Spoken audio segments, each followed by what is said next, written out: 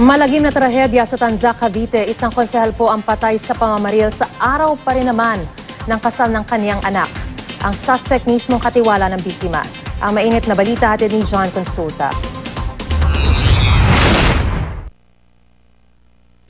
Dalawang tama ng bala sa ulo sa dibdib ang tumapos sa buhay ni Konsehal Willie Nunez na nakita nakabulagta sa kanyang farm sa Tanza, Cavite alas 5 ng madaling araw kahapon. Ang masaklap, pinatay ang konsehal sa mismong araw ng kasal ng kanyang anak na babae na hindi na niya nakitang ikasal. Kwento ng isa sa mga saksi, 4 na putok sa bahagi ng farm ng biktima ang kanilang narinig pero di nila inakalang may nangyari na pala. Paglababa niya ng sasakyan niya, nakapanjama pa eh. Panjama, tapos umikot siya doon sa sasakyan niya para may tiningnan sa gilid.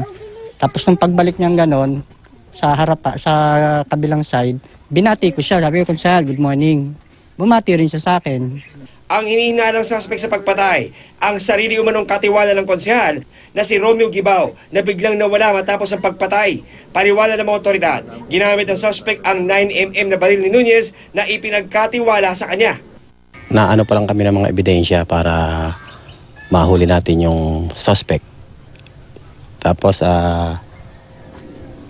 nagbubuo rin ng tracker team. Humiling naman ang privacy ang pamilya ng biktima habang ipinagluluksa ang nangyari sa kanilang padre de pamilya. Mula rito sa Tanza, Cavite, John Consulta, GMA News.